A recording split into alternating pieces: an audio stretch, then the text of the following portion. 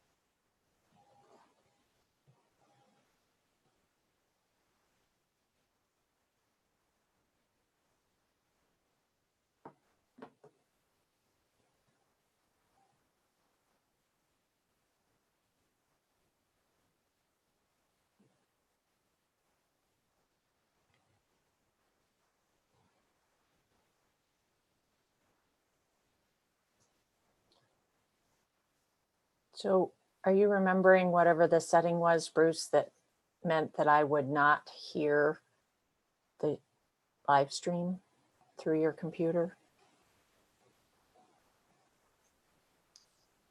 You shouldn't be hearing it through my computer because I'm not, but we weren't saying anything, so I didn't know. Remember yesterday I was. I don't have the, I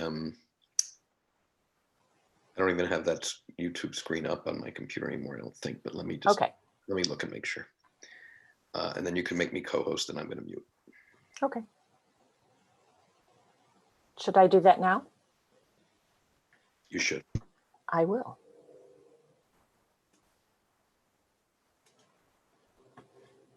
Yes, please.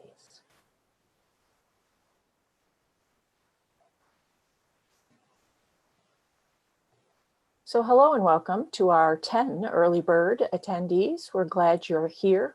The program will begin at 7 p.m., which is United States Eastern Time. I'm not sure what time it is wherever you are, but we're glad you're here.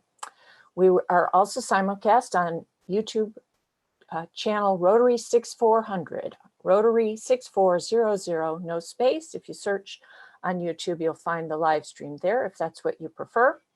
During the program, please direct your presenter questions to the Q&A feature. So take a moment to find the Q&A button that's in your tool panel at the bottom of your screen. Chat will not be monitored for presentation questions. So once again, to our now 12 early bird attendees, thank you for being here and welcome, and we will get underway soon.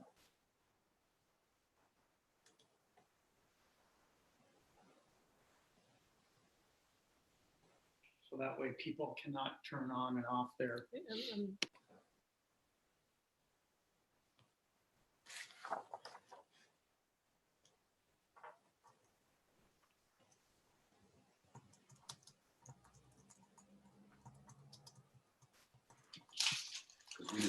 Hi, Jen. And I see Mike McGovern. If we should speak or not. Hello.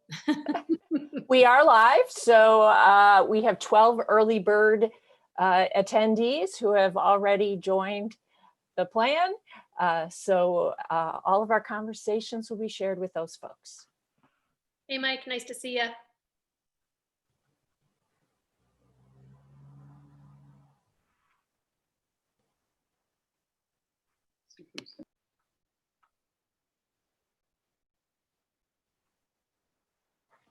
I'm feeling like red is the theme color.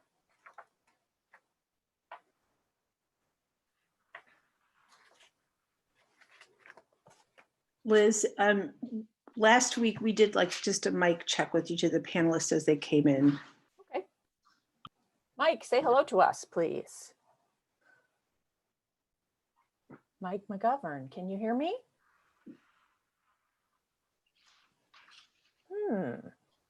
There's Mike. Hi, Mike. I can see Mike, but I cannot, I'm not thinking he's hearing me. He just messaged me, so message him in the chat room and he'll be able to hear, he'll be able to see what you're saying. Oh, Oh, that's why. Ah, there we go. Hi, Mike.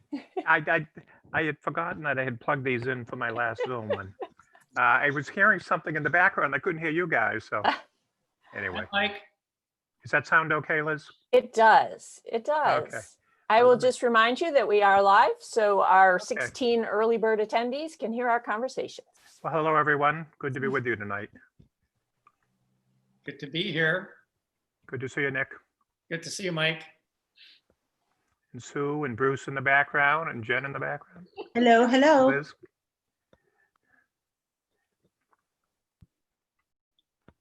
I don't know, Mike, twice in like a week we've been doing this. Isn't that something? It's been very good.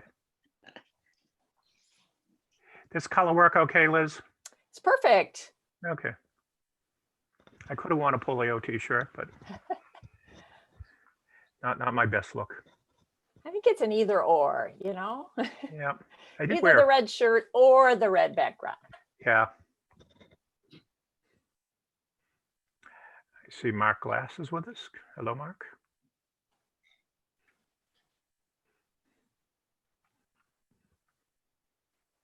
I see Tracy Sincock. Hi, Tracy.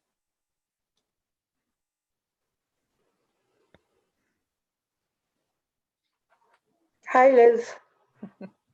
Hi, Aruna. Hello, Governor. Hello, Mr. McGovern. How are you? Mike is fine. Thank you.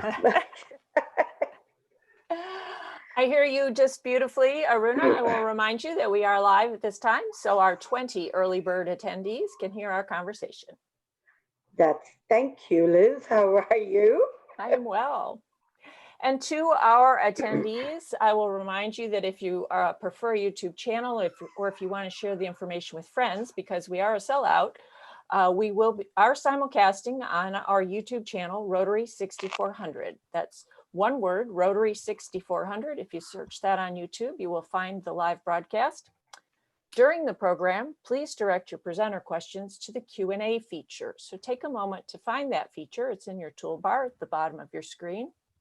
Chat will not be monitored for presentation questions. So please direct any questions you may have to the Q&A.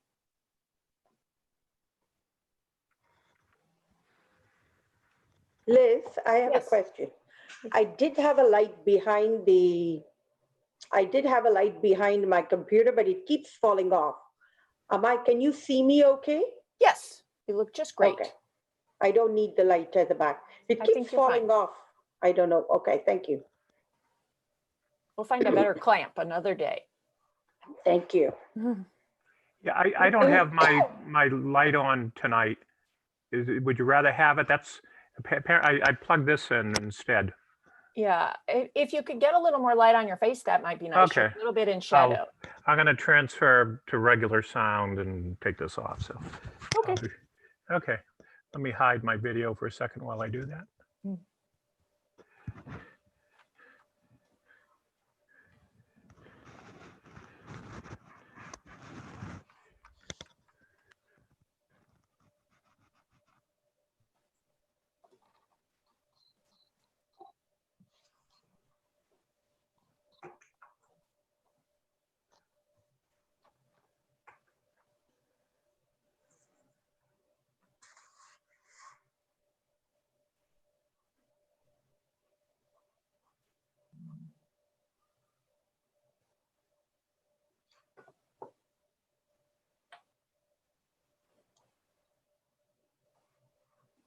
Is that better, Liz?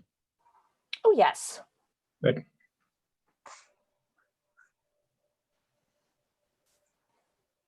It's got the shadow off your face. Great.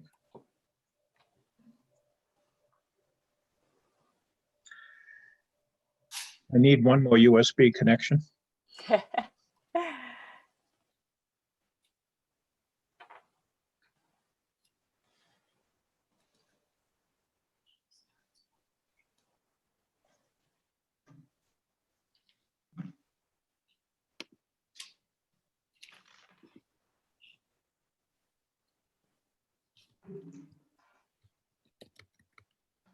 We had a beautiful day today here in Southeast Michigan. I hope it's beautiful wherever you are.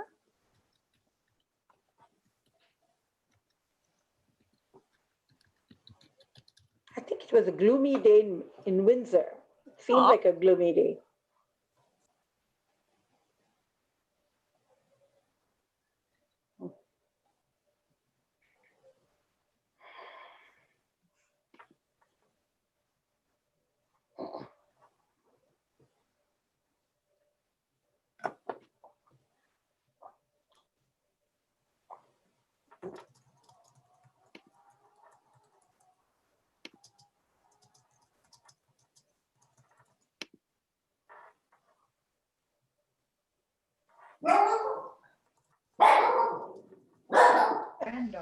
Hi, Nick. Hi, Aruna. Nice to see Hi, you. Nick. Nice to see you too. I think Gracie was asking for me. Hi, Sue. Hi, Runa. Hey, Nick, is Gracie asking for me? She is. She is. She knows Aunt Sue gives her lots of treats. Here she is. She wants to say hello. Hey, Gracie, hello. Gracie. I haven't seen her in so long in person. That's terrible. Hi, Neil. How are you tonight? Hi, I'm Neil. well.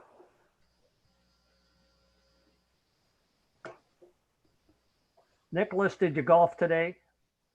I did not on this most beautiful, glorious day. I was in Rotary International orientation all day today.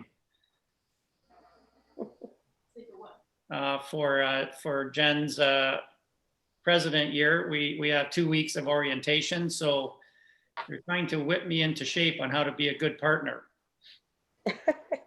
Are they teaching you how to pack luggage? Not this year.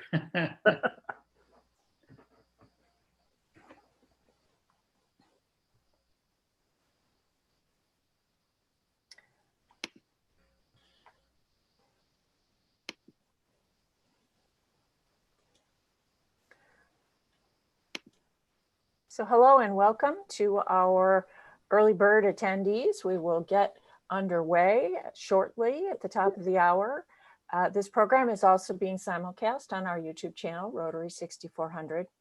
During the program, please direct your presenter questions to the Q&A feature. So take a moment to find the Q&A feature at the bottom of your window. The chat will not be monitored for questions. The Q&A will happen in the Q&A feature.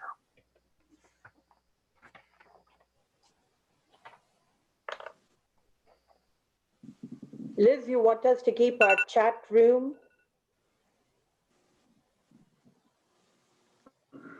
I'm Do sorry? you want us to keep our chat room open? That's up to you. Okay, We will use that to communicate with each other. okay.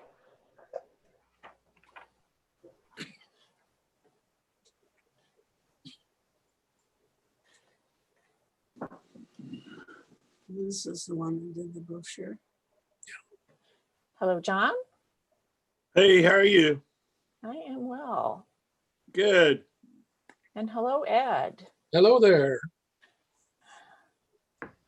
I will remind Ed and John that we are live broadcasting to our early bird attendees. Good evening, John. How are you? Good. Long time no chat. Yeah. I resemble that remark, Mike. Yeah. Actually, John and I were just emailing within the half hour.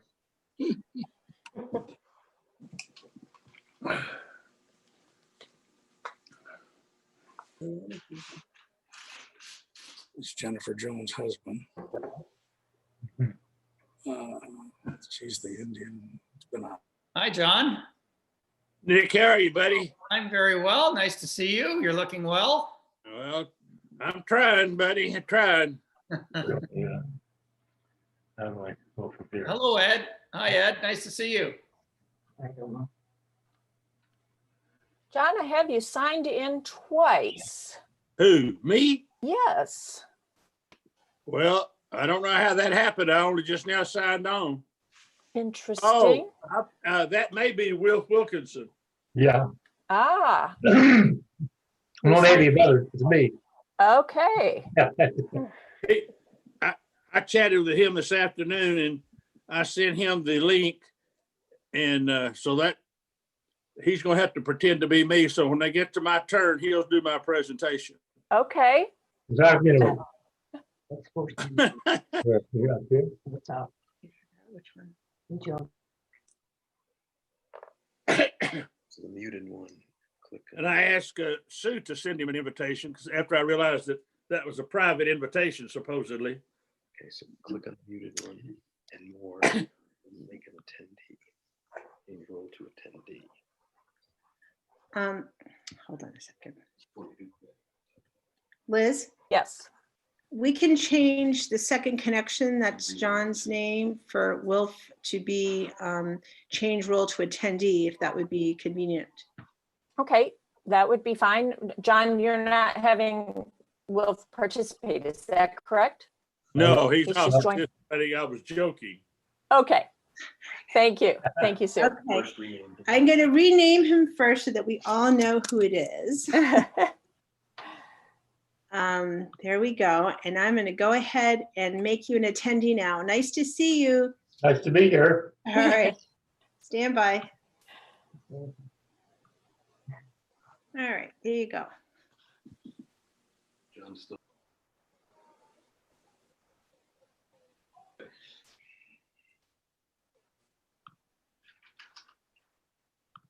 Because that would be better. –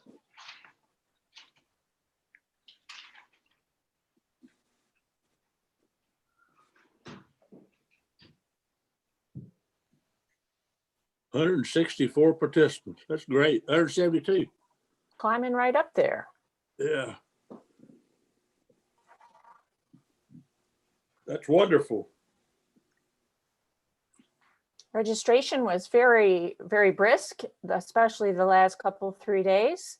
So I expect that number will continue to rise.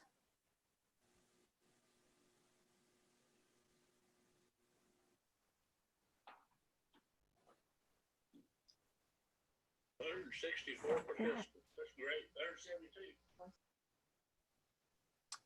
I'm hearing the YouTube channel from somewhere. Sue or Bruce? Shouldn't be from us. Double check.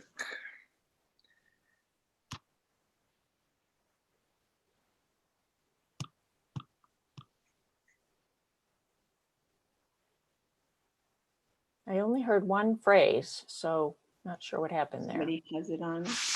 Oh, maybe in the background. Yeah. I don't have any windows open on Sue's computer for that. Okay. All I right, spent half my day wondering where the music's coming from. let me know if you want me to just shut down that and whether you're ready to start. All righty. I have 7 o'clock straight up. So Neil, are you leading us off? Yeah. All righty, take it away. Good evening and welcome to tonight's polio panel discussion. I'm past District Governor Neil Macbeth. My role is I'm the End Polio Now Zone Coordinator for Zone 28 Central. Tonight's event is being co-hosted by District 6360 and 6400. I want to introduce past District Governor Ed Foster, who is the polio chair from District 6360 and whose brainchild of having a polio program started this ball rolling. Ed is the polio chair in District 6360. Ed, do you have a few words? Yes, I do. First of all, I want to thank all the panel for participating. This started out as a quick ask of Neil Macbeth to do a program by Zoom for my club. And then he agreed to do that. So I said, well, why can't we open it up to the district? So we did that. And then Neil says, I think I can do better than that. And so this is what we're up with today. I have been involved since 1987 as polio chair for my district and my club. And I am a polio survivor. Missed the first 9 weeks of my senior year in high school. But part of my passion is for a person who spent the last 36 years of his life in an iron lung.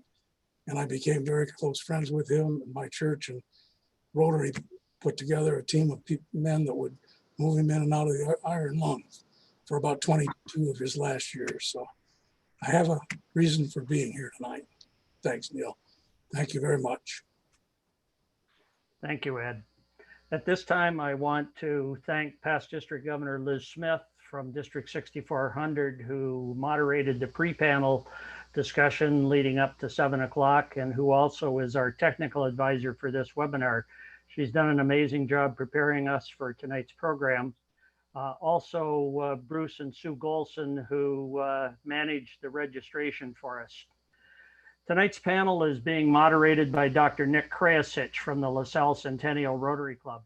A medical doctor, Nick is better known in Rotary circles for his role of being a trainer of the training leaders at the International Assembly, as well as an International Assembly speaker. He has an excellent knowledge of both Rotary, but also our polio initiative. Our moderator, Nick Krajicic. Thank you very much, Neil. It's a pleasure to be with you tonight. Good evening, ladies and gentlemen. And we are very excited to have everyone here this evening. As Neil said, my name is Nick Krajicic, and I'm a proud member and past president of the Rotary Club of LaSalle Centennial in LaSalle, Ontario, Canada. Allow me to introduce the format for this evening. We have 4 very distinguished speakers on our panel this evening: Aruna Kushik, Mike McGovern, John Germ, and Jennifer Jones. I will introduce each one of them very shortly. The panelist discussion will take approximately 40 minutes, and afterwards, we will have approximately 20 minutes for questions and answers. During the discussion, I will be perusing the question and answer section, so please type in your questions here, not in the chat room, as this will not be monitored. If you would like your question directed to a particular panelist, please indicate so in the question and answer section. And if not, I will direct it as a general question for any of the panelists to answer. So with that, ladies and gentlemen, let us begin. Our first speaker tonight is Aruna Kushik. And Aruna is from my own district, 6400. She is going to be our district governor in the year 2021, 2022. She is a recipient of the International Service Award for a polio-free world. She has also led or been part of NIDs to Pakistan, Afghanistan, India, and Nigeria, along with her husband and Rotarian Shiva Kushik, who is also a recipient of the International Service Award for a polio-free world. They are indeed a true dynamic duo and warriors in the fight against polio. Ladies and gentlemen, Aruna Kushik.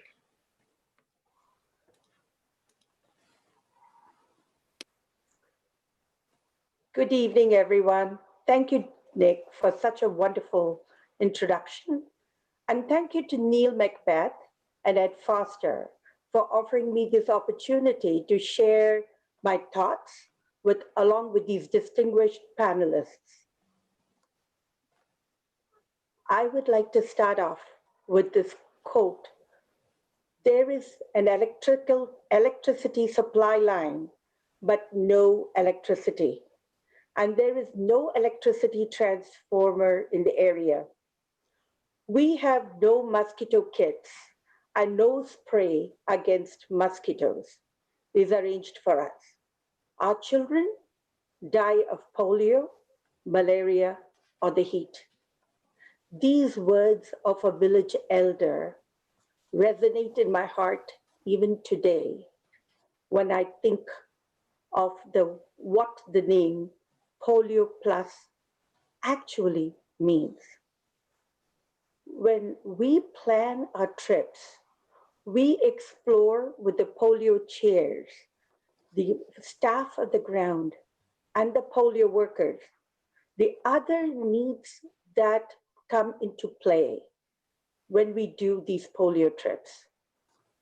Our team training includes cultural sensitivity and norms and customs, safety requirements, documents that need to be ensured, and most importantly, flexibility, which is the key when you visit different countries.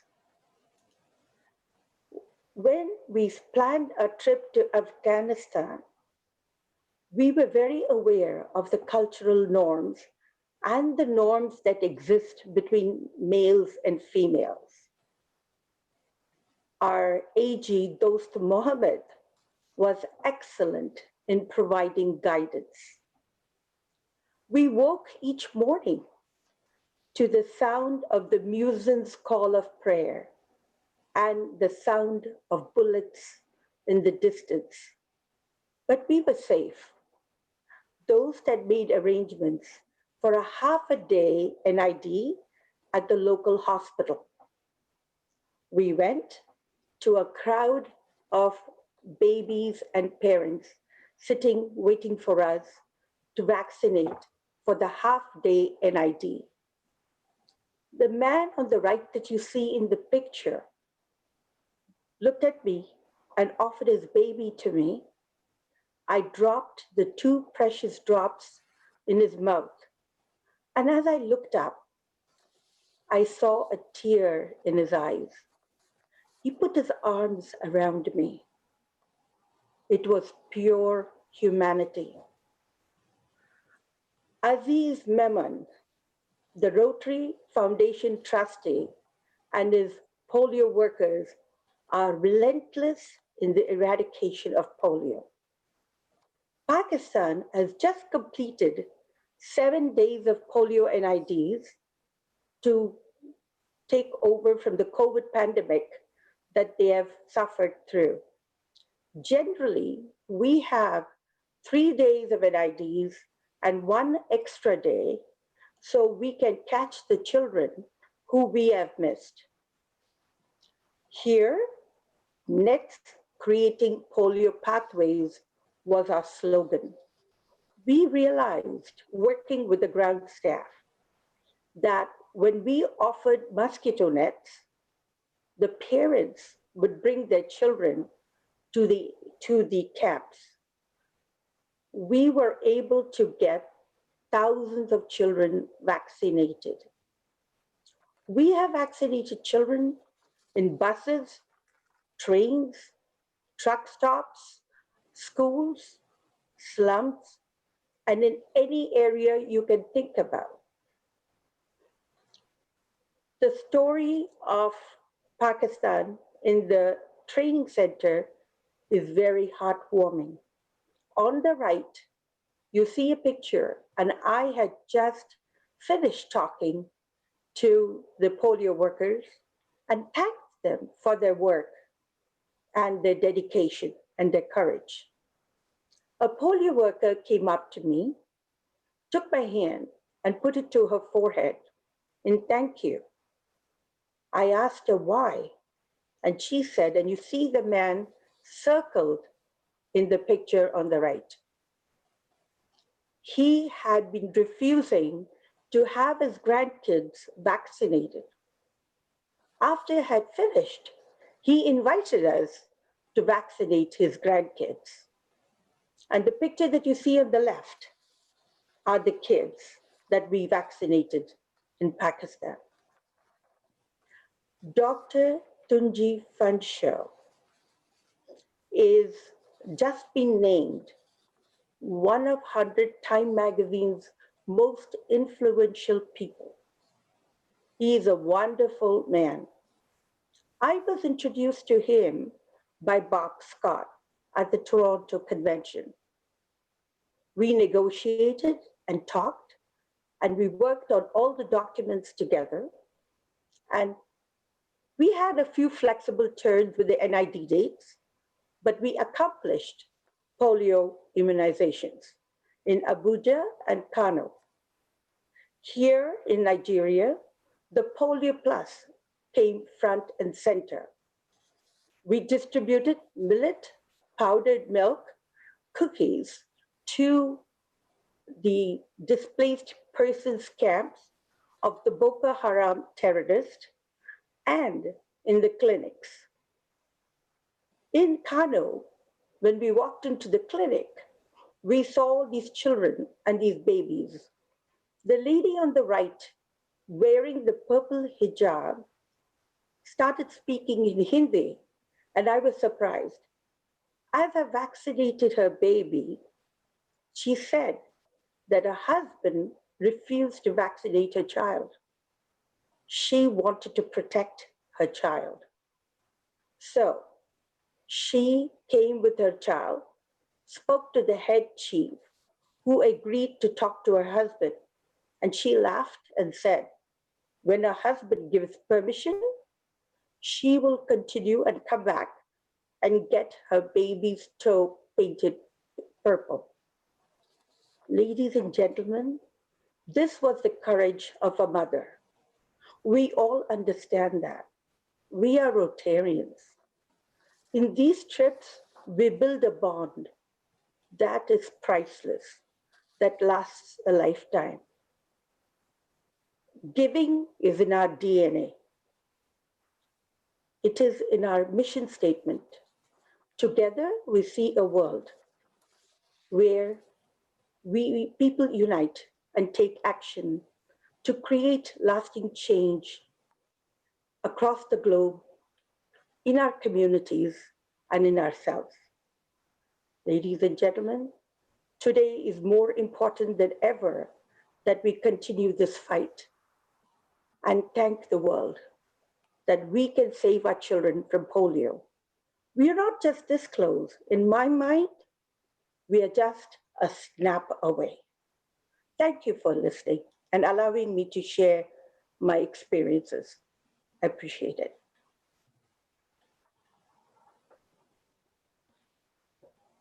Thank you, Aruna, for your passion and your purpose in eradicating polio, and for your passion for the children of this world, that they may walk a purposeful life. Thank you for that. Very welcome. Ladies and gentlemen, our next speaker is Mike McGovern. At present, he is the international chair of the Polio Plus Committee. And ladies and gentlemen, I want to tell you that this is one heck of a big deal.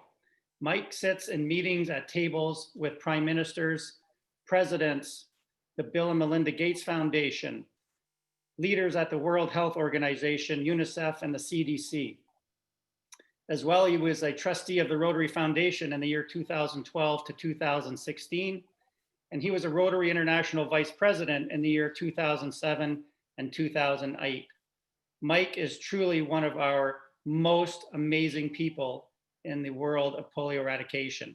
Mike, the floor is yours.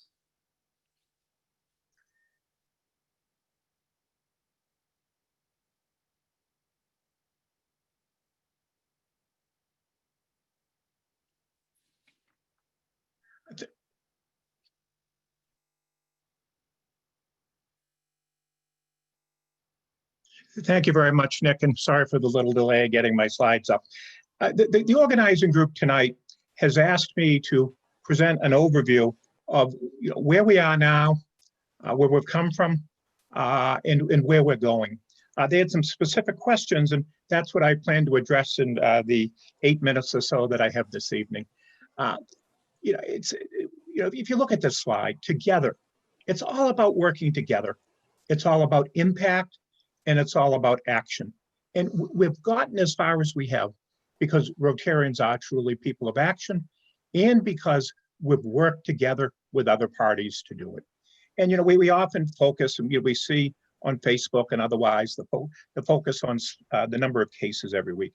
But sometimes these other statistics which are on this slide, I think people aren't as well aware of. We have 19 million people now walking on this earth. 19 million people, because we have impact. Together we took action. We're preventing 650,000 cases a year. We've immunized 3 billion children. And just look at these statistics for the last calendar year, 2019. more than 430 million children were immunized, and we used 1.2 billion doses of oral polio vaccine. And look at the period of time we've gone without cases outside Pakistan and Afghanistan. Yeah, we're a little disappointed we've had more cases, but look at this progress. As Rotarians, we ought to be so proud of the impact that we have had. One of the questions I had was, Mike, would you explain circulating vaccine-derived polio cases? And if you look at the far right of this chart, it's we've had about 121 cases of wild polio virus in Afghanistan and Pakistan so far this year. Well, we've had 302 of this vaccine-derived polio viruses. So what is this? People think that we're giving the polio drop to someone and they immediately are getting the virus vaccine-derived. That's not what it is. The folks who are getting it are the folks that aren't getting vaccines at all. So their immunity systems have not built up. And what happens is we give the oral polio virus to people, they secrete it onto the ground, and then it mutates. And the weakened virus that's contained in the oral polio vaccine then emerges in these underutilized, under-immunized populations. So it's an expensive undertaking for us because we're having to go in and do outbreak control in a lot of these countries where the 302 cases are. It is a setback. It was unexpected. But the people, well, what are you doing to deal with it? What's the partnership doing? It can be stopped with this new oral polio vaccine that's been developed over the last 10 years, paid for by the Gates Foundation, by the way. We expect an early use license very, very soon. We're also continuing to give the injectable polio vaccine, which does not contain a live virus. It's inactivated. That's being funded by Gavi. So you can see the importance here. We are addressing this. It is going to be addressed, but in the meantime, sadly, there's people getting cases, and as you can see, it's affecting kids the same way as the regular wild polio virus, sadly. We also are dealing with COVID, and that was another question that was posed. This is Dr. Moetti. Dr. Moetti, as you can see, is the regional director of the World Health Organization Africa region. And the district governor, Aruna, just mentioned, the big success, the big celebration of that Africa was declared polio free. Look at her comment here. It's the extensive polio response network that was created because of Rotary's initiative that is lending the crucial support to countries that contain COVID-19. So, what are the GPEI is the Global Polio Eradication Initiative. And actually, these 2 slides now I got from the World Health Organization yesterday. And, and I had asked them in preparation for tonight, so tell me, give me the facts of, what is our contribution to COVID-19? And, they define it as substantial and essential. And this is, some that we've already done. It says through December, some is agreed to. There's 4,000 WHO polio staff in countries that are responding, polio staff. And it's the value of this is $61 million. There's other monies that come into the partnership. Our share of that is about $10 million. We expect that it might be reimbursed. We've been told that it will be. We'll see. But they're using the polio network experience for introducing vaccine. And when we hear about the COVID vaccine in our countries, we're hearing about all the issues of the problems there's going to be with vaccine introduction. In the polio field, we have that experience. We have the experience with logistics. We know how to reach the remote communities. So we're going to provide immeasurable support going ahead with our experience and with our knowledge. It also highlights the importance of all of the sustaining capacities that we have, because we're really concerned with longer-term preparedness and resilient health systems. Our goal as Rotarians is the certification of the end of the wild polio virus. And in the meantime, we are taking care as well of these circulating viruses. And so we really need the longer-term preparedness and resilient health systems, because we're still going to have some of those cases after we actually certify the world free of the wild polio virus. Other contributions for COVID, it's the surveillance system, it's the transportation, the cold chain, it's the laboratories. In Pakistan, President Holger Kanak of Rotary this year and our trustee chair, Ravi Ravindran, visited this polio emergency operations center in February. They saw this, but now this polio center, in addition to still helping with polio, is providing the data and analysis for COVID-19. Immense contribution.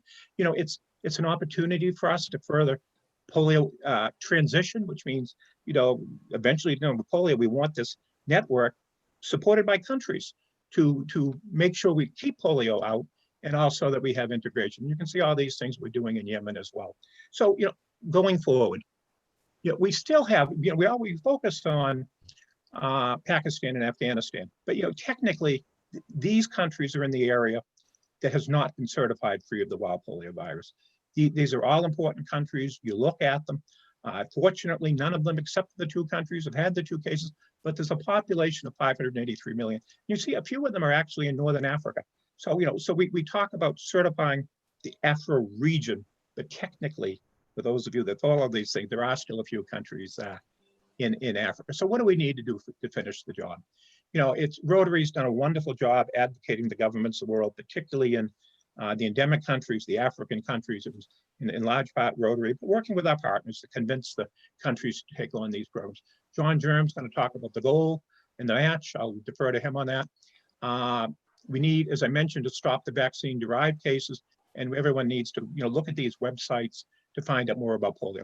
The one I skipped over, we need to convince parents and leaders. In my view, that's our number one challenge.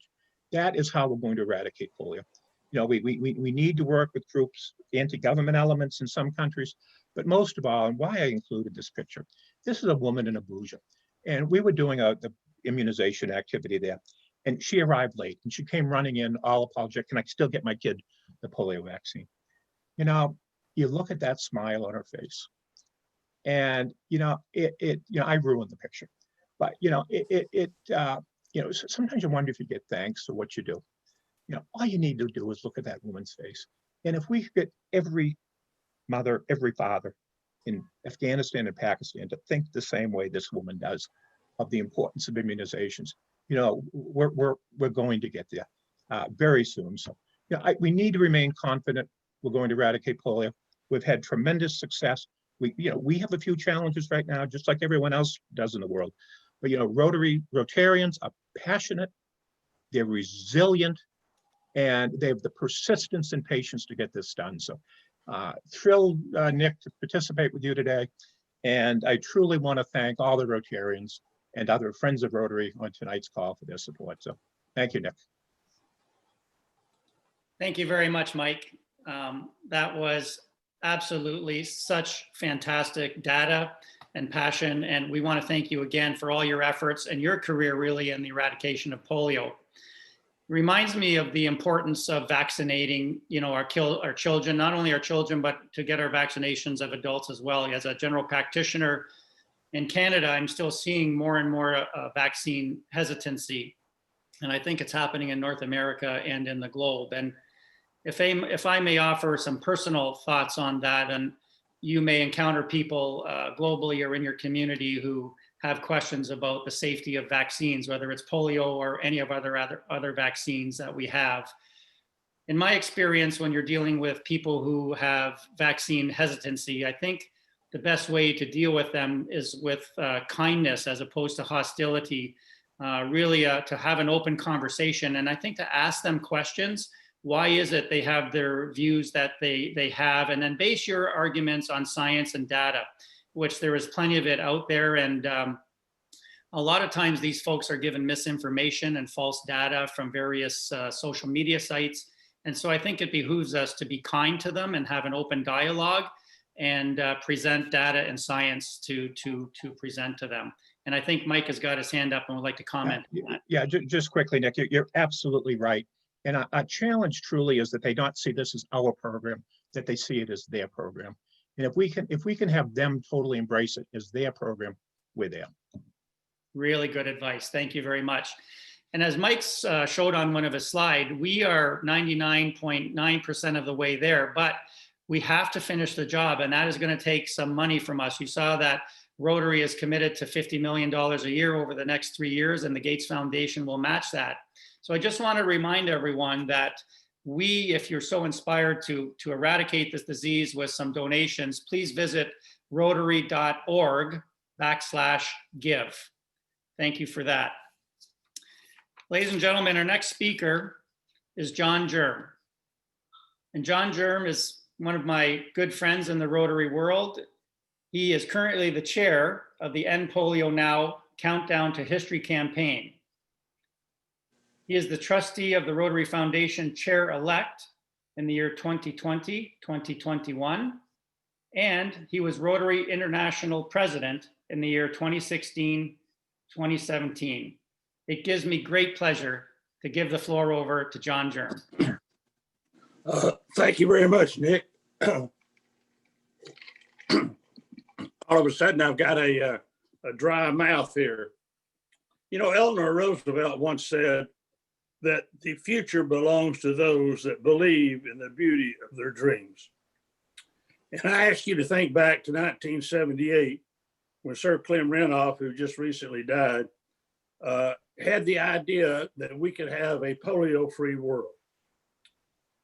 Took effort, took being turned down by the World Health Organization, but then it took Rotary to 1985 to come up with an idea to raise $120 million, raise $247 million.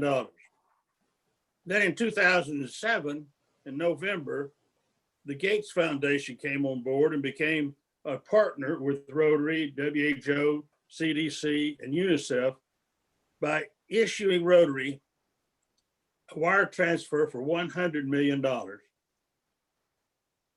We didn't have a campaign. We didn't have an organization to go raise this $100 million, but there was two stipulations. And I want you to pay attention, please, to the fact that this was in November 2007.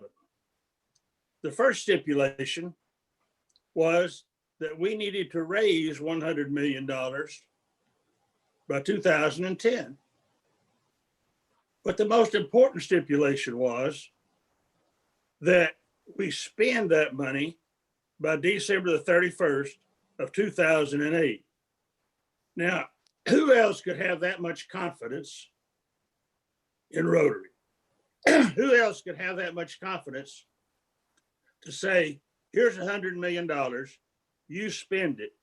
They didn't say you have to pay it back if you don't raise it. We were about halfway through the campaign. I mean, who's going to turn them down? So we started a campaign. We were about halfway through that campaign when the Gates Foundation said, we'll give you another $100 million if you'll agree to raise another 100, and we'll go to 2012. Well, thanks to many of you that are on this program tonight, thanks to those that went before us, and thanks to those that believed in the beauty of the dream, we raised 228.7. Well, that relationship with the Gates Foundation has continued on. We now have an agreement with the Gates Foundation that if we do $50 million, they will do $100 million. Now, another interesting thing about the agreement with the Gates Foundation is that $50 million becomes $150 million, but it's Rotary's money to spend. So Rotary actually allocates $150 million in a year. A lot of people have said, well, how do you spend this $150 million? So this chart that you're looking at shows that we spent $28.5 million on vaccine. We spent $21 million on detection. We spent $36 million on raising awareness and making people aware of the fact that we still have to have the polio campaign, and we have to have people aware in the water, the sanitation programs and stuff that we have. And we have to get the vaccine to the children. There are still many areas, parts of the world where we cannot get vaccine to the children. But let's look at raising awareness on the next slide. You can see that we have a lot of people there behind the End Polio Now, because it does take teamwork. And many of you have heard me say that together, everyone achieves more.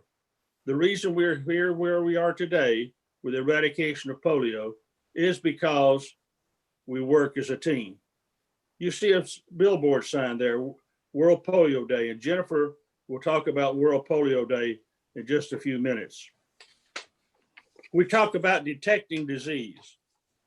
And if you look at the next slide, you'll see people that Mike referred to that are in our laboratories, that are there working, and that are helping us to detect the disease that is the virus that is coming in from the sewage into our laboratories. The vaccine. We have to spend money for vaccine. We spend $850 million a year through the GPEI for eradicating of polio. And it is expensive. We have to do surveillance in 72 countries. And so that's what the laboratories are doing. And as Mike's mentioned, those laboratories have been used for Ebola. They've been used for the COVID. Here you have a Rotary volunteer putting those 2 drops, just as was shown earlier by Aruna, as to how important it is that those 2 drops get in that child's mouth. Well, we have to deliver that vaccine, and that's $58.5 million. We help fund donkeys, bicycles, tricycles, boats. We fund a lot of things of how we can deliver this vaccine to these children. On the right there, you see 3 healthcare workers. We fund an awful lot of healthcare workers. As a matter of fact, we fund over 100 million vaccinators to go out there to help deliver this vaccine. So it is a team. It is a team that gets together. Well, we could all be all pessimistic now because we can't meet in person. We've got problems with fundraising drives because we're now transforming. So we're optimists though. We're optimistic that we are going to finish this job that Rotary actually started. 2018-19, we raised $50.8 million. 2019 and 20, we raised 50.795. Now, quite honestly, if I knew that we were that close, I'd have told Neil, give me $5,000 so we could have been back at 50.8 million. The interesting statistic and where we really need your help. Not only do we need the individual contributions, but 70% of the districts contributed some DDF to the campaign. That leaves 457 that didn't contribute anything to the polio campaign. 53.7% of the clubs contribute to polio. What happens to the 46.3%? That's where advocacy comes in. That's where we have to work hard to have especially the younger Rotarians that are coming in that do not know about polio, did not know when you couldn't go to the swimming pools in the summertime, did not know when your parents wouldn't let you play with the next door neighbor because they were afraid they would have polio. 240 districts, though, did give 20% of their district designated fund to the polio campaign. So we congratulate them and we ask them to talk to their fellow governors about how important it is that we reach out to every Rotarian, because only 9% of the Rotarians out of our great big membership of almost 1.2 million people contributed to Rotary polio campaign. Now, some went through their club, so we don't have all that accurate information, but it is not much more than 10, 12% of doing that. Come up with some ingenious ideas. Think about what we need to do. The fallacy of part of our system is that we have allowed carryover DDL. And right now we have 175 districts that carried forward over $100,000 for a total of $31.5 million. 49 million in total was carried over. We need to reach out to those districts, those district governors, those district Rotary Foundation chairs to say, what is more pressing than the eradication of polio? And if you think that polio cannot spread, think about what has happened with COVID. It started in one area. It's all over the world now. We hear about it every day. it can happen with polio just as well. But while I've talked about money, and that's what I was asked to talk about, it's not just the money. It's not just the money. It's what the money can do. And those slides showed you what money can do. The decrease in the number of cases in the countries shows you what money can do. Nigeria is a success. Africa is a success because of what the money did. So thank you very much. And let me close with one comment that I think is very important. Rotary is the organization, not anybody else. Rotary is the organization that first had the vision of a polio-free world. Our polio eradication partners look to us to sustain our commitment. As Bill Gates told me when I asked him, why did you give money, $100 million, $200 million, and now this agreement with the Rotary for polio? He said, because Rotary has the passion, Rotary has the commitment, Rotary has the stewardship to be sure that we spend the money properly, and Rotary has boots on the ground. So we must remain steadfast in our goal to continue to move forward. I want to thank you for your support. Neil's been a great champion. We have other champions there in the district and throughout the world that are looking at this video tonight, this Zoom tonight. Thank you for what you've done. Thank you for what you're doing in this event tonight. Tremendous successful. But more importantly, thank you for what you're going to do in order to help eradicate polio from the face of the earth. Thank you.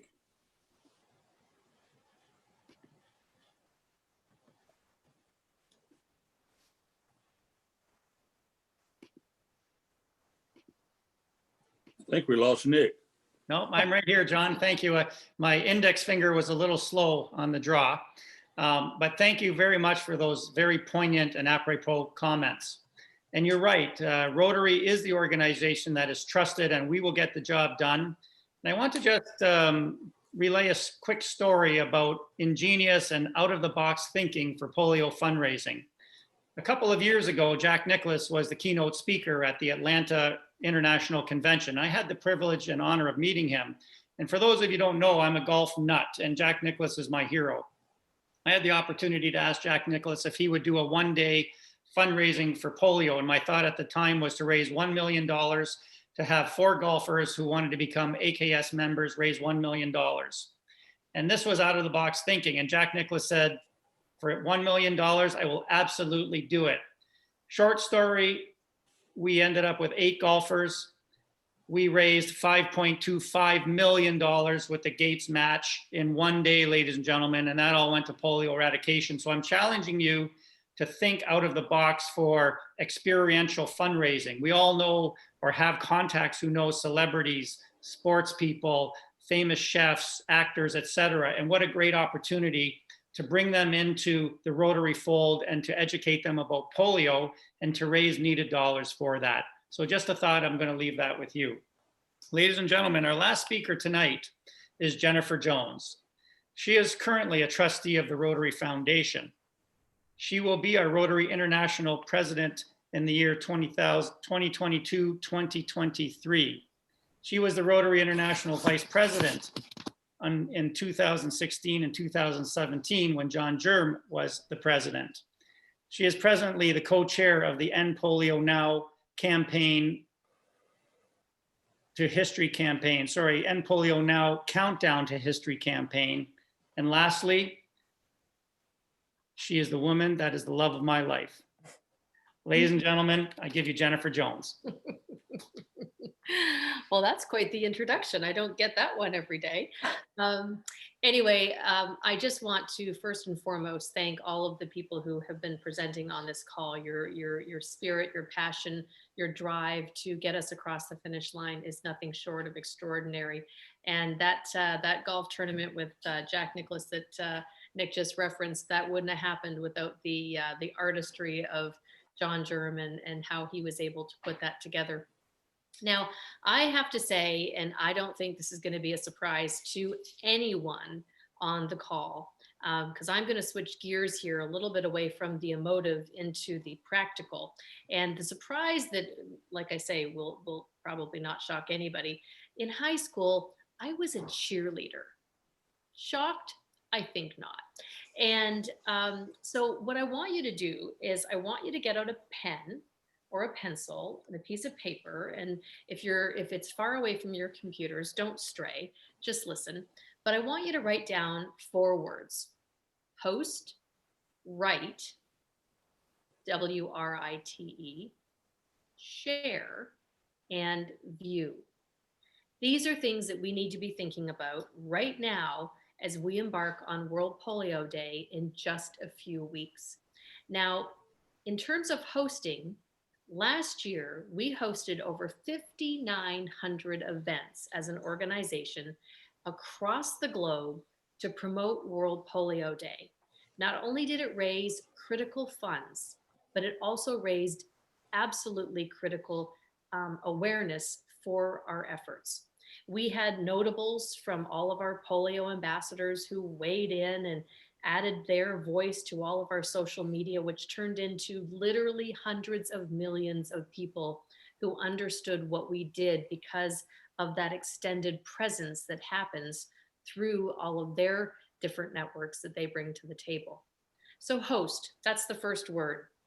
What I want to do is challenge each and every one of you to think about what you or your club can do in the lead up to World Polio Day to support our efforts. It's not too far away. You've got a couple of weeks. You know better than I do. If you want something to happen fast, what do? Ask a Rotaractor. They don't form a committee, they just get it done. So I think my challenge to you is, what can you do for World Polio Day with your club members? Dedicate a meeting. Have some sort. I know we're limited by what we can do in terms of things because of COVID, but we can do things that are creative and outside of the box, just like Nick talked about. His club has a great polio fundraiser that doesn't even involve a single stitch of time from any member of his club. They do pizza for polio. They engage, because we're in different clubs, they engage local pizzerias. They provide them with stickers that explain what polio is. They ask them on their slowest day of the week to be able to provide them with XYZ percentage of their proceeds. And you know what? It ends up turning into like $2,000 to $4,000 just because people order pizza on that day. It's a slow day. They drive business to them, and the owners say, you know what? Thank you. We would love to give you some of the proceeds back. And so it's things like that that we can think about that are just a little bit different.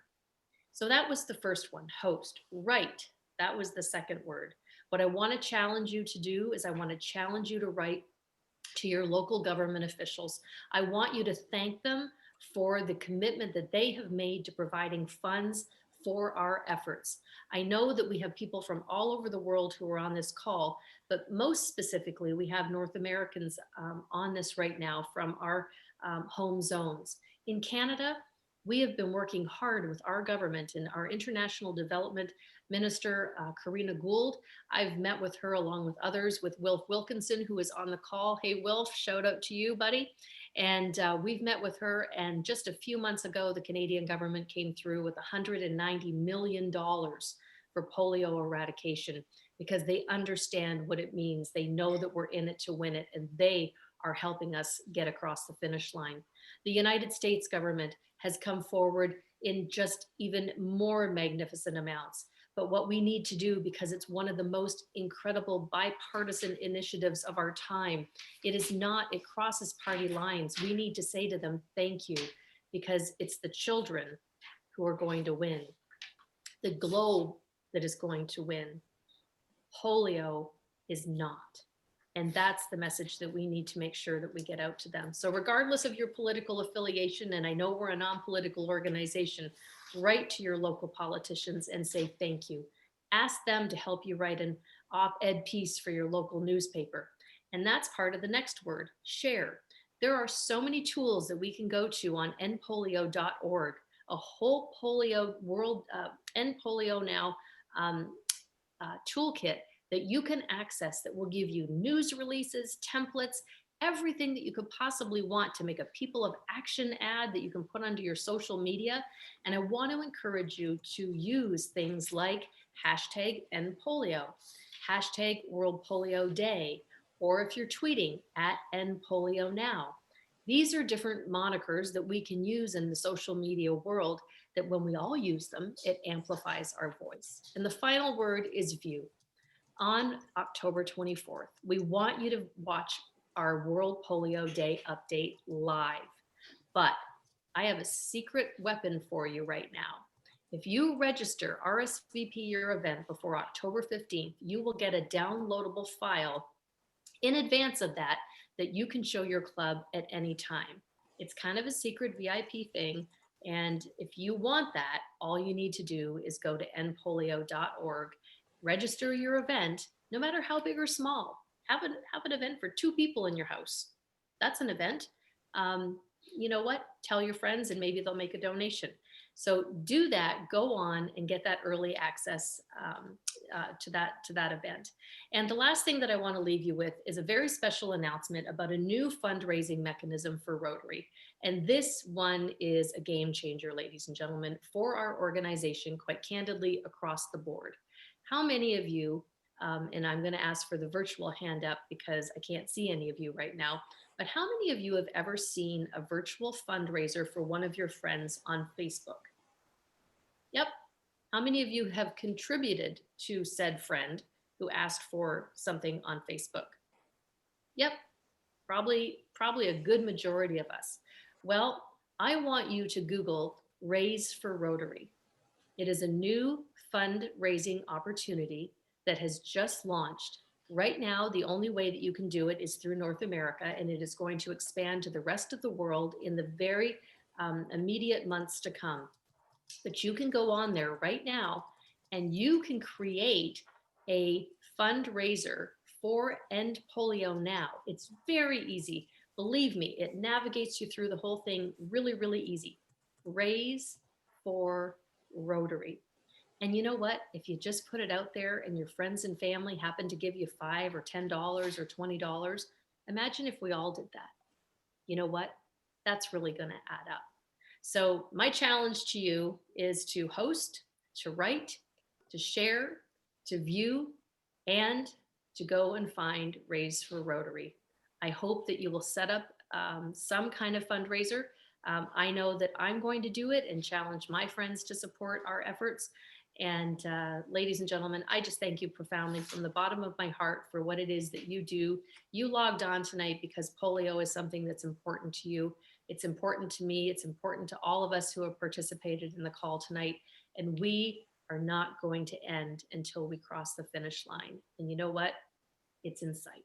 So let's just do it for the children of the world. Thanks. And I'm going to turn it back over to Nick.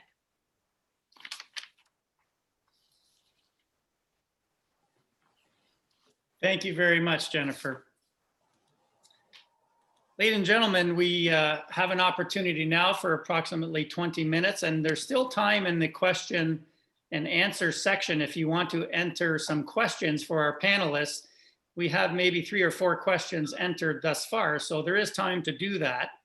But I'd like to start the first question with a question from Camille. And Camille says this. Camille says, and this question is open to any of the panelists, so feel free to jump in. He didn't direct it to any one particular individual. Camille says, in this expanding world of Rotary, where young people and young perspectives are becoming more and more important to the success and longevity of the organization, it becomes natural that these young Rotarians want to become more involved with the foundational causes that Rotary works to support. How can young people who are of Interact and Rotaract age contribute to this polio eradication effort on a scale that is significant and impactful?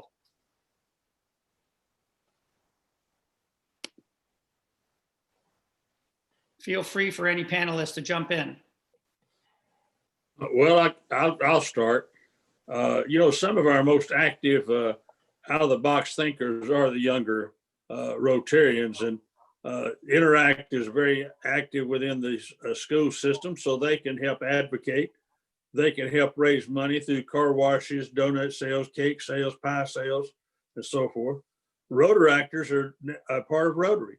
That's been established by the Council of Legislation at the 2019 council. So they are part of Rotary. So they also can be thinking out of the box and how can they have these fundraisers? We have a club in our district that one individual came up with the idea of taking a donut and making them a long donut, putting purple icing on the end of the finger. Started out with a very small project. Now his goal for this year, after 3 years, is $1 million. It's a matter of thinking of what you can do and how you want to be involved. Talk to your clubs there. Talk to the clubs in your area. Say, how can we help you? What can we do? But it's a partnership. It's not anything but truly a partnership between Interact, Rotaract, and Rotary. Thank you, John. Any other comments on that? Our next question comes from Linda Morrow from the Rotary Club of Windsor Roseland in Windsor, Ontario, Canada. And her question is, the link and support between COVID and polio support structures is fascinating. How are we communicating these links now to the media and others so that we can show that it needs to continue? And Mike, if you can answer that. Yeah, thank you, Linda, for the question. You know, we have seen, we've helped to get articles in some newspapers and social media and other places, specifically on this issue of the support that we are giving through COVID and the way the polio structure is being used. You know, Jeff Kluger, for instance, of Time Magazine, has written an article about that, and there's been some in other publications. You know, obviously we can do more, and you know, just I had a little bit of trouble, but I got it. Oh, you know, finding out the definitive information from WHO, but they have it, and you know, I think we obviously need to do more through the Rotary communication channels to get it out, so that particularly people who are involved in Rotary and our public image coordinators and others can help to get the message out. Thanks, Mike. Our next question comes from Sam Patabandia. And he asks, the number of wild polio cases has gone up in Pakistan and Afghanistan for the last 2 years. And he asks, is there any known reason for this? Mike. Yeah, another good question. Yeah, Sam, it's actually a couple of different things. In Pakistan, we had a change of governments, and the prime minister, a gentleman by the name of Imran Khan there, you know, Holger and others met with him in February, as I said. They also met with him.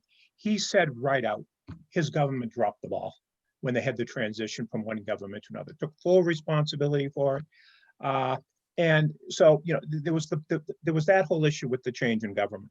The second piece was that we had a social media incident up in Peshawar, which is up in the north, and someone pretended that all these kids got sick as taking the polio virus. It went all over WhatsApp, all over Facebook, all over. We ended up having over 100,000 children go to hospitals thinking that they were sick from having taken the polio vaccine. You know, totally fake. They ended up arresting the government, thank goodness, ended up actually closing the school where it all started. But it really was a huge setback. So you know, I think those were the main things. And those things happened, that people weren't immunizing their kids. And, you know, there was a decline and an increase in refusals. And, you know, sadly it happened. But, you know, when we were there in February, we had every confidence things were getting back on track. We met with the Army General. He pledged full support. In fact, he even said last week when he was participating in NID that he thinks the last polio case will be in Pakistan next year. General Bajra said that. So, but you know, unfortunately, COVID is interfering because we had to stop house-to-house vaccinations for a bit. In Afghanistan, it's quite frankly, it's the government structure, it's the Taliban. They stopped house-to-house vaccinations more than a year and a half ago. We've had discussions with them, not Rotary, but other people that we work with in the partnership. And, you know, it's, again, we need them to own the program as well, the anti-government elements as well as the government. So, you know, the virus spread, but even, you know, Mohammed Ishaq, who's the Rotarian polio committee chair there, he lives in Jalalabad. He met yesterday with the governor Kunar province. And again, those are the things that the Rotarians in both countries are doing. They're working their tails off.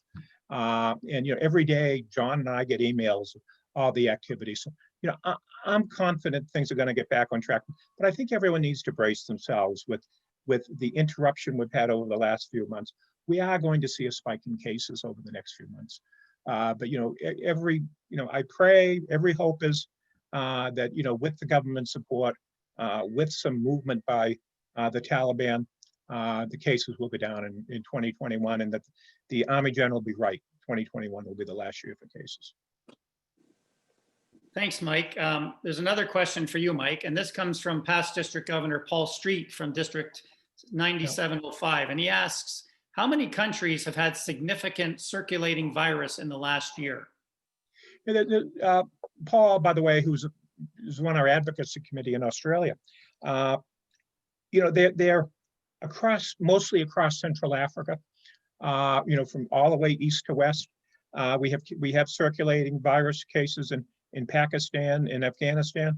We've had them in Malaysia and Myanmar, and sadly, even in the Philippines, and they've done a great job squashing them. Syria, a few other countries. But again, polioeradication.org is a wonderful website. And if you go to Polio Today link at polioeradication.org, anything you'd ever want to know to answer these questions, statistics is there. The financing, how the money's spent, what countries, every last detail. So I encourage Paul and everyone to look at that website, and particularly the link that says Polio Today. polioeradication.org. Thank you, Mike. This is probably a question maybe for Liz or Host or Neil, because we've had several people have been very impressed with both the slides that Mike and John put up, and they're asking if they can somehow obtain copies of these, and if they can obtain a recording of this, as they found these slides particularly useful. Liz, do you have any comments for our listeners here? I do. With the kind permission of our presenters, we will place the slide decks available on the same webpage that you clicked to get to when you registered. And I will post that on the going away slide at the end. And it's the web link that appeared on our flyer, which was polio.rotary6400.org/2020. You don't have to remember that. It was on the flyer, and we'll have it up at the end for you to take a quick photo. Thank you, Liz. Always a compliment when people want your slide presentations, and hopefully people can use those for their club, district, and zone presentations. We have a question from Shahab Alawar, and he asks, how is this pandemic changing the way we reach out and vaccinate? John, do you want to take that one, or do you want me to do it? Oh, go ahead. Just trying to share it. Anyway, it's totally changing. We have a moral imperative to help protect our polio workers, as well as the people from whom we go door to door. Our costs have gone up. First, we've done a lot of training. We spent the other things on COVID. But even as we have begun to resume the program, and we have, it's costing us about 10% more, because we're providing the training to all the workers. We're providing the mask, the N95 mask. We're providing the shields. We're providing other, equipment. A number one imperative is to make sure. The other thing it's really affecting is, we need to be really watching all of this vaccine hesitancy stuff that's out there, and make sure that we're upgrading our messaging, that everyone knows that it's safe, that it is safe. But mainly we need to protect those workers, because the worst thing that can happen is you resume as we have, and then you begin to have cases that people think have come from the polio activity. So our priority is safety, but it's also we need to safely resume the program, and we are doing it. Thank you, Mike. I think we have time for a couple more questions, and we have two excellent questions. The first is, the question is, we hear about acute flaccid, Mike, I think this is going to be directed to you, and it says, we hear about acute flaccid myelitis. People have asked, is this polio or something different? And I think that's a question. I'm not sure the question, what we have is what we call AFP, acute flaccid paralysis. And that's when a kid has, a problem with their leg or whatever. And, they go to, their local health place in the surveillance. 99% of those cases, people think of polio and they end up not being polio. But what we do is we take stool samples from them and they go to the laboratories. And when they go to the laboratories, they're proven not to have polio. It's not that they don't have issues. They might have MS, they might have other things. But our polio network is the intake system for that. Aruna might have a little more on that too. Nick, and I agree with Mike, because even though they look like polio symptoms, they're not. They are symptoms that are due to a virus. And I know that for sure because my grandson was affected by it a couple of years ago. And we had contacted Dr. Fauci at that time because we were in fact, Jennifer was very involved with that phone call. And it is a different types of viruses that are affecting children that have similar symptoms like the polio, like the polio symptoms, but they are not. So it's not polio. It's not related to polio. Thanks for that, Aruna. I'm going to maybe one or two more questions, but this is a very interesting question from Thomas Cardwell. And Thomas says, and Aruna, this may be for you or any of the other panelists, but he says, I was struck by Aruna, who was hugged by the grateful grandfather for having his grandkids vaccinated. I got a tear in my eye. How can we, i.e. Rotary, build more bridges and break down gender barriers as we continue the fight against polio? That changing of patriarchal thinking seems almost as important as eradicating polio. Cultural differences will exist because those societies live in those cultures.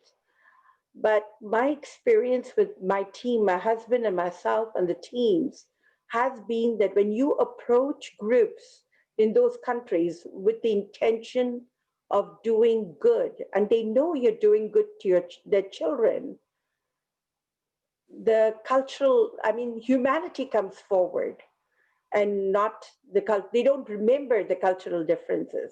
I think the more teams we take to these countries and the more interactions we have will build that bond and make it easier for us. That's the only panache I can offer, in the sense that we need to continue working shoulder to shoulder with the polio workers in front. Thank you, Aruna. We have a question from Raj.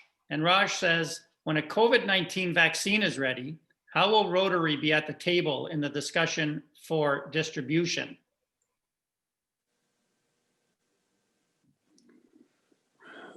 I suspect that with the Gates involvement and Gavi's involvement, that Rotary will be asked to participate. There is a big difference in the fact that with the polio, it is an oral vaccine. When you look at the COVID, they're not working on an oral vaccine. They're working on an inoculation vaccine. So that's going to cause a difference in how we would handle the distribution, because we can't get as many volunteers probably to go out there. But remember one thing, Rotary's primary project is the eradication of polio, and the Council of Legislation, the Board of the Trustees says we're not taking on any other major project until that one is finished. Thanks, John. I think that's such a crucial point. And I think it's also important to measure that why we call it Polio Plus is that, we also vaccinate with the infrastructure that's put in place, measles, mumps, rubella vaccines, and other vaccines during that. And so it's just not the polio eradication, it is Polio Plus for a reason. And I'm sure that those vaccines hopefully will be included in our workers as well. That's probably one of the benefits of the infrastructure that Rotary has been, the main driver in setting up that infrastructure. We had a question from Hamidou. He asked, polio has been eradicated from Africa, but is Rotary going to continue to vaccinate newborn babies? Yes. We will continue to vaccinate about 450 million children a year until polio is eradicated.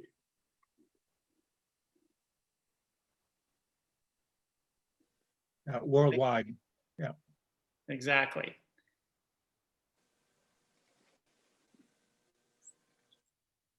And I think, ladies and gentlemen, unless we have any other questions, I haven't seen any come in. There was one mention from Harry Moore, and maybe you can comment on this. This will be our last comment. He says the GPEI website does not mention Rotary. And I'm not sure if anyone can comment on that. Mike.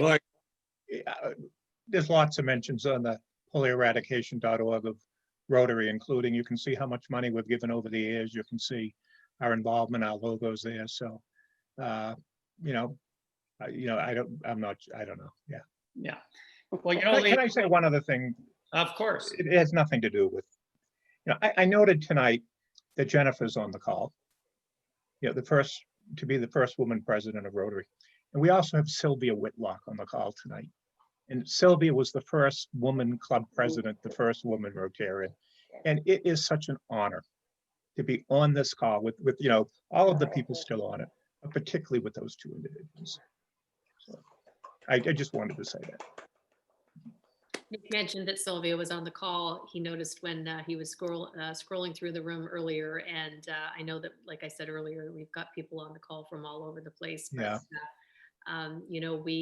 We often say that we stand on the shoulders of giants. And certainly she is a woman whose shoulders I clearly stand on. But I also stand beside her because she's one of my dearest friends in the whole world and is someone who has, there she is. And she is someone who has not only paved the way, but I consider her to be one of my sisters. And I mean that she's family. And so I love seeing you on the screen there now, Sylvia. So anyway, just thank you for being on here. And I know honor. I just posted a fundraiser on Facebook. Yay! You know what, Sylvia? I'm gonna. You've never been shy about saying your age. Can I have you share that? 85. Exactly. 86.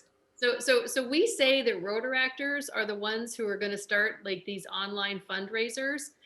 Sylvia Whitlock is in the house. Like she is the one who's doing exactly what needs to be done. And so message to every one of us out there that it doesn't matter who you are, what phase or stage of life that you're in. All you need to do is have passion. And thanks for being such a role model and such a leader. And you have it. You have it. And John. Hey, before we sign off, let me pay a special thanks to Ed and to Neil and to Liz for putting this thing together, because as I counted hurriedly through there, we got 8 different countries involved and everything. So I think it's fantastic. And this should be a great idea that can spread out too. Yeah. So Ed, Neil, Liz, thank you very much. Thank you. I just want to say a big thank you to all of you for participating. It's been very meaningful, and I hope we raise a lot of money from it. Thank you. I hope so. And ladies and gentlemen, as Ed said, just a quick reminder that if you want to donate, rotary.org/give. And Liz is pointing to it up in the upper left hand of her screen. And with that, ladies and gentlemen, I want to thank our 4 panelists, Aruna, Mike, John, and Jennifer. We're very privileged to have them on our call tonight. I want to thank each and every one of you who spent your precious time tonight to join us on this call. And with that, I'd like to hand it over to Neil McBath. Thank you, Nicholas. I want to tell everyone that we want to thank you for joining this webinar. We hope the evening's program has been both informative and inspiring. We encourage our participants to do two things. One, you've already been suggested that you go to rotary.org/give and make a donation. But more importantly, we want you to return to your clubs and your districts and encourage them to do the same thing, to think about giving some of their DDF. 20% would be a great figure to start with towards polio. But more importantly, go back to your clubs and initiate a World Polio event and register it so that we know that you are doing something both in your clubs and in your districts that will support Rotary's #1 initiative. I know Nick has already thanked the panelists, but I want to give my thanks as well. And more importantly, I want to thank Ed for initiating this. He made the call, he started the ball rolling, and I think we've had a very successful evening. So I want to thank everyone again, and this will conclude our program for tonight. Thank Love you. y'all. Love you. Bye-bye. Take care, everybody. Bye-bye. Bye. Thank you, Nick.